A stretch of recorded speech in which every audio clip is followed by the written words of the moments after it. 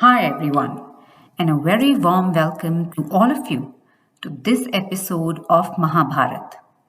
This version of Mahabharat is the translated version of Ved Vyas Mahabharat by Kisari Mohan Ganguli. This is an honest attempt to share the version with the listeners. Adi Parva Continued. Section 7 Puloma Parv Continued. Swati said, "The god of fire, enraged at the curse of Bhrigu, thus addressed the rishi. What meaneth this rashness, O Brahman, that thou hast displayed towards me?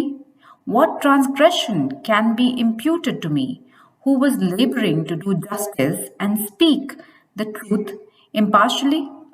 Being asked, I gave the true answer. A witness who, when interrogated about a fact of which he hath knowledge, representeth otherwise, then it is ruineth his ancestors and descendants, both to the seventh generation. He too, who being fully cognizant of all the particulars of an affair, doth not disclose what he knoweth, when asked, is undoubtedly stained with guilt. I can also curse thee, but Brahmins are held by me in high respect. Although these are known to thee, O Brahman, I will yet speak of them. So please attend. Having my ascetic power multiplied myself, I am present in various forms. In places of daily Homa, at sacrifices extending for years, in places where holy rites are performed, such as marriage, etc., and at other sacrifices, with butter that is poured over my flame, according to the injunctions prescribed in the Vedas, the Devas and the Pitras are appeased. The Devas are the waters. The Pitris are also the waters. The Devas have with the Pitras an equal right to the sacrifices called Darshas and Puranamasas. The Devas, therefore, are the Pitris and the Pitris the Devas. They are identical beings, worshipped together and also separately at the changes of the moon. The Devas and the Pitris eat what is poured upon me. I am therefore called the mouth of the Devas and the Pitras. At the new moon, the Pitras, and at the full moon, the Devas are fed through my mouth, eating of the clarified butter that is poured on me. Being as I am, their mouth, how am I to be eater of all things, clean and unclean?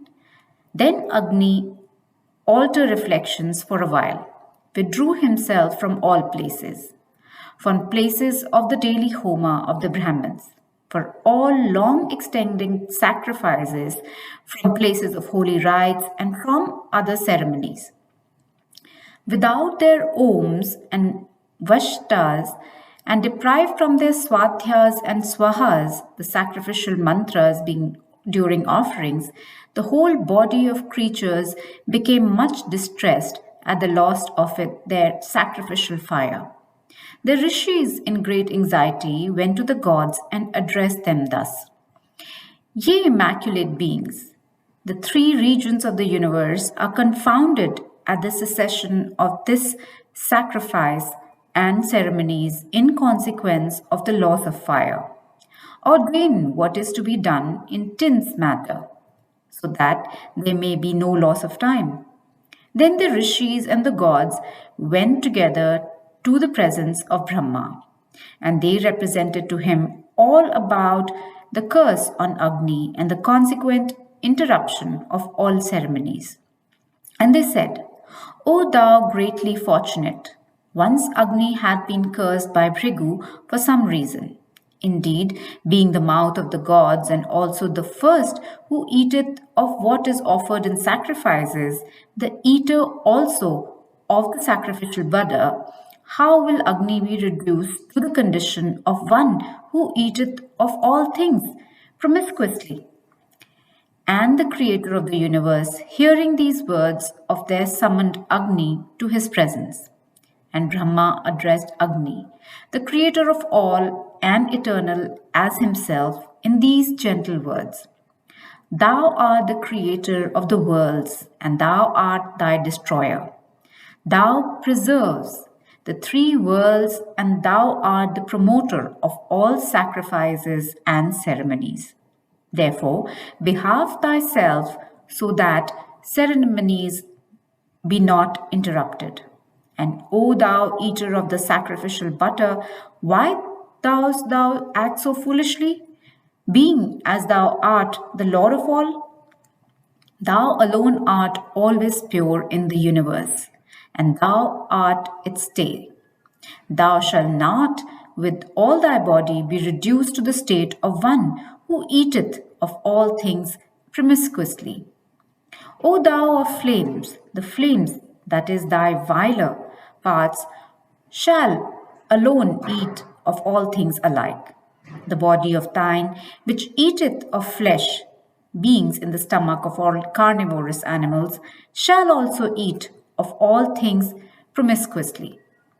And as these things touched by the sun's rays becometh pure, so shall everything be pure that shall be burned by thy flames. Thou art, O fire, the supreme energy born of thy own power. Then, O Lord, by the power of thine, make the Rishi's curse come true. Continue to receive thy own portion and that of the gods offered at thy mouth. Sati continued. Then Agni replied to the grandfather, So be it. And he then went away to obey the command of the Supreme Lord. The gods and the rishis also returned in delight to the places whence they had come. And the rishis began to perform as before their ceremonies and sacrifices. And the gods in heaven and all creatures of the world rejoiced exceedingly. And the Agni too rejoiced in that he was free from the prospect of sin.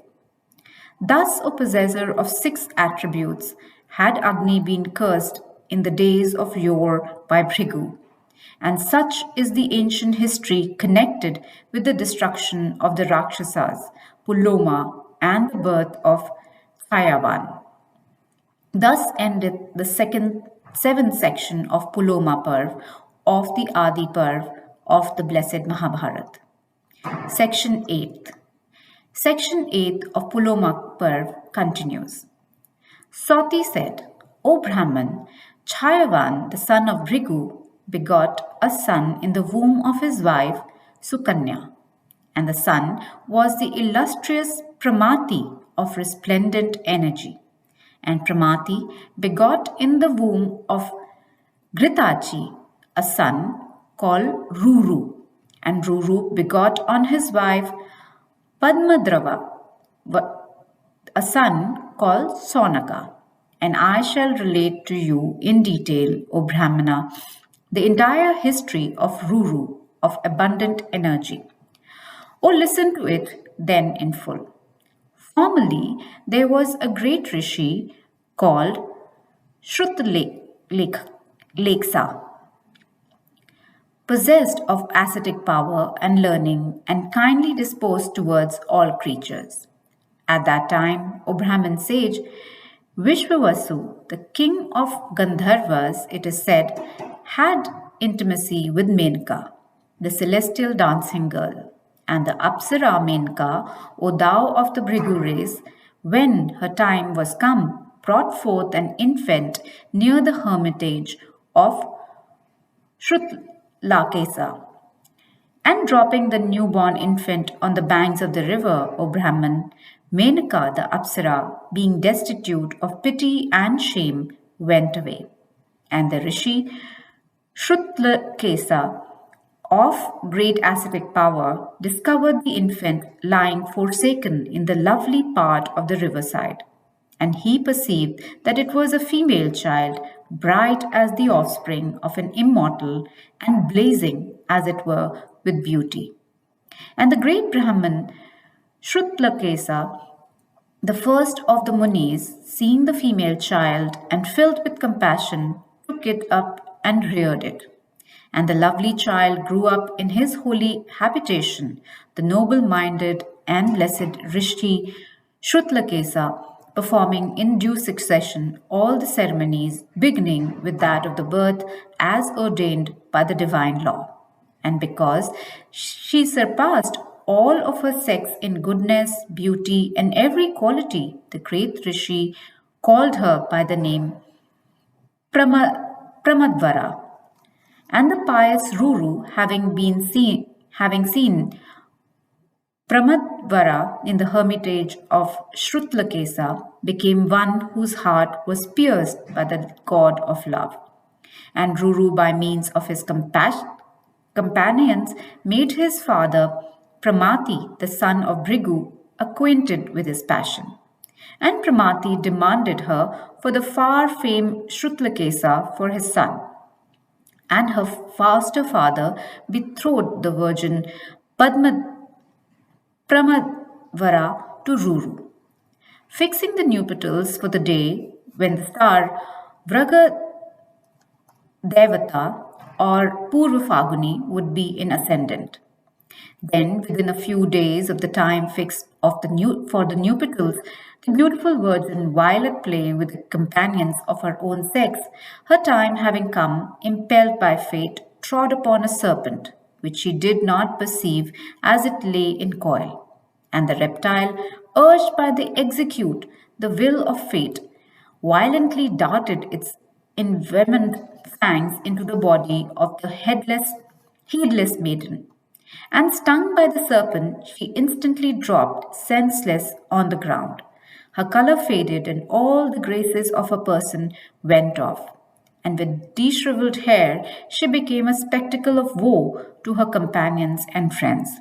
And she, who was so agreeable to behold, became on her death what was too painful to look at. And the girl of slender waist, lying in the ground like one asleep, being overcome with the poison of the snake, once more became more beautiful than in life. And her foster father and other holy ascetics who were there all saw her lying motionless upon the ground with the splendor of a lotus. And then they came many noted Brahmins filled with compassion, and they sat around her. And Swastyatraya, Mahajana, Kaushika, Shankhamekhala, Uddalaka, Katha, and Sweta of great renown, Bharadwaj, Konakoshta, Arishtasena, Gautam, Pramati, and Pramati's son Ruru, and other inhabitants of the forest came there. And when they saw that maiden lying dead on the ground, overcome with the poison of the reptile that had bitten her, they all wept, filled with compassion. But Ruru, mortified beyond measure, retired from the scene. So ends the eighth section of the Puloma Parv of the Adi Parv of the Blessed Mahabharat. Section 9, Puloma Parv Continued. Sauti said, while those illustrious Brahmins were sitting around the dead body of Padmadrava, Ruru, sorely afflicted, retired into the deep wood and wept aloud. And overwhelmed with grief, he indulged in most piteous lamentation. And remembering his beloved Pramadrava, he gave vent to his sorrow in the following words. Alas, the delicate fair one that increaseth my affection lieth upon the bare ground. What can be more deplorable to us, her friends? If I have been charitable, if I have performed acts of penance, if I have ever revered my superiors, let the merit of these arts restore to life my beloved one. If my birth I have been controlling my passions, adhered to my vows, let the fair Pramadrava rise from the ground. And while Ruru was indulging in these lamentations for the loss of his bride, a messenger from heaven came to him in the forest and addressed him thus. The words thou utterest, O Ruru, in thy affliction are certainly ineffectual. For, O pious man, one belonging to this world, whose days have run out can never come back to life. This poor child of a Gandharva and Apsara had had her days run out. Therefore, O child, thou should not consign thy heart to sorrow. The great gods, however, had provided beforehand a means of her restoration to life, and if thou compliest with it, thou mayst receive back thy Pramadrava. And Ruru replied, O messenger of heaven, what is that which the gods have ordained? Tell me in full, so that, on hearing, I may comply with it. I behoved thee to deliver me from grief. And the celestial messenger said unto Ruru, resign half of thy own life to thy bride, and then, O Ruru of the race of Bhrigu, thy Pramadrava shall rise from thy ground. O best of celestial messengers, I most willingly offer a moiety of my own life in favor of my bride. Then let my beloved one rise up once more in her dress and lovable form. Sati said, then the king of Gandharvas, the father of Pramadrava, and the celestial messenger, both of excellent qualities, went to the god Dharma, the judge of the dead, and addressed him, saying, if it be thy will, O Dharmraj, let the amiable Pramadrava, the betrothed wife of Ruru, now lying dead, rise up with moiety of Ruru's life. And Dharmraj answered, O messenger of the gods, if it be thy wish, let Pramadrava, the betrothed wife of Ruru, rise up, endued with moiety of Ruru's life. Sati continued, and when Dharmraj had said so, that maiden of superior complexion, Pramadrava, endued with the moiety of Ruru's life, rose as from her slumber. This bestowal by Ruru of a moiety of his own span of life to resuscitate his bride afterwards led, as it would be seen, as a curtailment of Ruru's life. And on an auspicious day, their fathers gladly married them with due rites. And the couple passed their days devoted to each other. And Ruru, having obtained such a wife as is hard to be found, beautiful and bright as a filament of the lotus, made a vow for the destruction of the serpent race.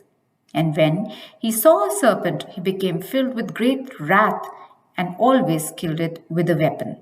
One day, O Brahman, Ruru entered an extensive forest, and when he saw an old serpent of the Dundubha species lying stretched on the ground, and Ruru thereupon lifted up in anger his staff, even like the staff of death, for the purpose of killing it.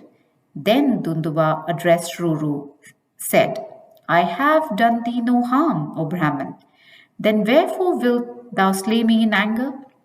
So ends the ninth section of the Puloma Parv of the Adi Parv of the Blessed Mahabharat. With this, we come to an end to this episode of Mahabharat and its heroes. Don't forget to like and subscribe. Until next time, this is your host, Madhulika Rajahan, signing off. Stay healthy always. Narayan, Narayan.